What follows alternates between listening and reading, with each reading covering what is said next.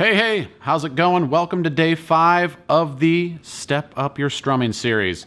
I'm really glad to have you guys on board, and today I'm excited to share with you a very useful strumming pattern in the 3/4 time signature. This is a waltz strumming pattern, and if you remember from day 2, we checked out a pattern called down, down, up, down, up. Well, today we're going to use that same strumming pattern, but apply it to a waltz. So I'll show you the variation and how that works, and this is going to really open up some strumming portals for you and open up a lot of new songs that you're going to be able to play with the strumming pattern. So get tuned up and let's start strumming. All right, so let's take a look at this pattern. So the pattern goes down, down, up, down, up. So when you do that, you're actually going to accent the first hit of the strumming pattern. So you'll see an uppercase D, and that means to accent. And to accent just means you put a little more emphasis on that first strum. So it's down, down, up, down, up, down, down, up, down, up, down, down, up, down, up. So when you count this strumming pattern, because it's in the 3/4 time signature, we're only dealing with 3 beats. So we have 1, 2, and 3, and. So let me just do that nice and slow for you again. So it's 1, 2, and 3, and 1, 2, and 3, and 1, 2, and 3, and. So go ahead and mute your ukulele strings here by just touching them, and try this with me. And whether you're using just your index finger, or if you're starting to incorporate your thumb, you can do that as well. So if you were going to use your thumb, you would use that for the up strums. So it would be down, down, up, and using your thumb when you come back up. Let's just try this together about 4 or 5 times, just muted, nice and slow, and I want you guys to count with me at home so that you can really feel that accent on the first hit. And just count it out as you do it. I'll also mention that all of the count-ins will be on 3 now because we are in the 3/4 time signature. So we're not going to count into 4 like normal. So you kind of have to be prepared for that kind of different entrance that you're going to make into these play-alongs too. 1, 2, 3. Down, down, up, down, up. 1, 2, and 3, and 1, 2, and 3, and 1, 2, and 3, and 1, 2, and 3, and. That is the muted portion. Now let's kind of start getting our fretting hand involved here a little bit, make it nice and easy on ourselves here, and do a C chord. Now, when you play the C chord today, I'm going to give you a little trick. I want you to play it with your middle finger this time, and I also want you to take your index finger and place it down behind it on the 2nd fret. So you're going to wonder why I'm doing this, but I'll tell you when we get to the play along. I promise it's going to help you. So you've got your 2 fingers down here. You're still playing a C chord. Now let's try that same strumming pattern, nice and slow. Count with me or say the strumming pattern to yourself. If you need to keep your eyes focused here on your strumming hand, you're welcome to do so, if that helps you kind of manipulate your hand as you go. So here we go. With a 3 count. 1, 2, 3. Down, down, up, down, up, down, down, up, down, up, down, down, up. 1, 2, and 3, and 1, 2, and 3, and 1, 2, and 3, and 1, 2, and 3, and. All right, so let's apply this strumming pattern to a simple chord progression now. You may recognize this chord progression. If you do, you might hear it a little bit later in this video as well. Starting here with your C chord, and then I also want to mention you're still using your middle finger for the C. And the reason I told you to use your middle finger and your index finger is because the 2nd chord will be E minor, and this is a quick way to pivot to E minor here. This is a little trick. This is a bonus tip from the pros. Well, not really the pros, but maybe like the minor leagues. So going here to E minor and then A minor. So the first part of the progression is C, E minor, A minor. The second half of the progression is F, C, G7. So just follow along below. You'll see the number of times to play it, and I'll be kind of talking us through this as we go. So here we go. We're going to just go with a very slow version of this. You can really work on the strum. Now is the point where you start moving your focus here over to your fretting hand. You're starting to trust your strumming hand. If you're not trusting your strumming hand yet, stick with some more repetitions of just watching your hand. But if you're ready for this, let's do it. So here we go with a 3 count. 1, 2, 3. 1, 2, and 3, and 1, 2, and 3, and 1, 2. Down, down, up. F,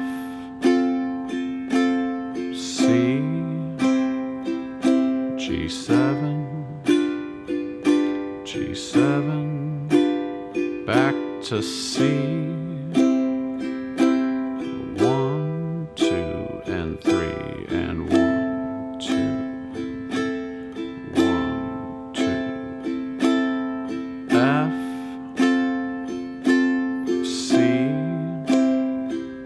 G7, G7. All right, did that song progression sound a little bit familiar to you there? If so, you guessed it. It was from Can't Help Falling in Love by Elvis Presley, or more recently done by 21 Pilots. Some other songs that you might want to use this progression for are Hide Your Love Away by the Beatles, and really anything that you look up in a 3/4 or 6/8 time signature, you could apply this waltz strum. So when you look up songs, Google songs in 3/4, you'll probably find a lot of songs that you know that are done in a waltz that you've tried to strum before and you went, wow, it's really weird when I try to use my normal down, up strum. Well, this is why. So, without further ado, let's play the verse from Can't Help Falling in Love. You'll see the chords below. We're going to go nice and slow, and then we're going to do a version that's a little bit faster. So let's just start with a slow version here. More time for you to strum, more repetitions, and really hone in on this pattern. So the chord progression will be C, E minor, A minor, F, C, G7, just like we did before. And then we'll add to that going F, G7, A minor. Sneak in this D minor, C, G7, C. So follow the number of times that each one of these is going to happen below in the play-along graphics. So let's just go nice and slow here. If you need to count to yourself, do that, or say the strum pattern the first few times with me. I think it'll really help you kind of internalize this pattern as we go. So starting on the C, use that little C trick that I taught you. Only use this C trick when you're going to an E minor chord next. If you're going to G7, A minor, any other chords, this trick doesn't really help you. It kind of hinders you. So just use it when you're going to E minor. I think it's really going to help you kind of work to that chord. So here we go with a 3 count in. 1, 2, 3. C, 2, 3, and 2, and 3, and 1, 2, and 3, and 1, 2. F, C, G7, G7,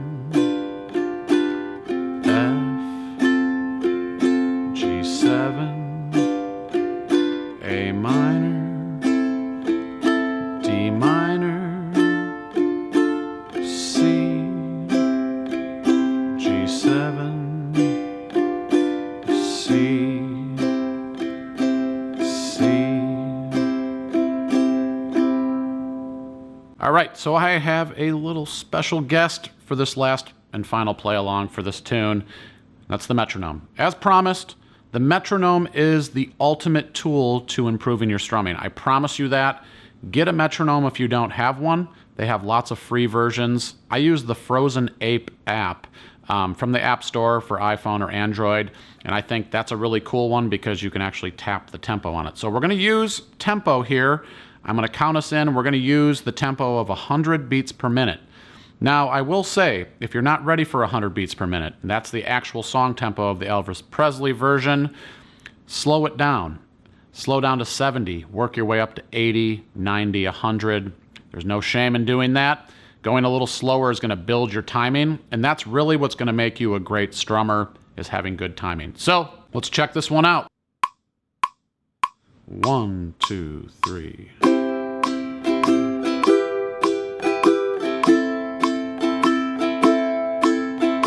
1, 2, 3, 1, 2, 3.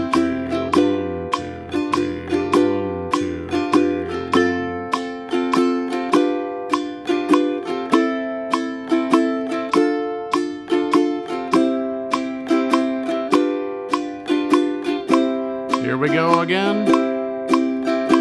1, 2, and 3, and 1, 2, and 3, and 1, 2, and 3, and 1, 2, and 3. G7, G7, F, G7, A minor, D minor, C, G7, C.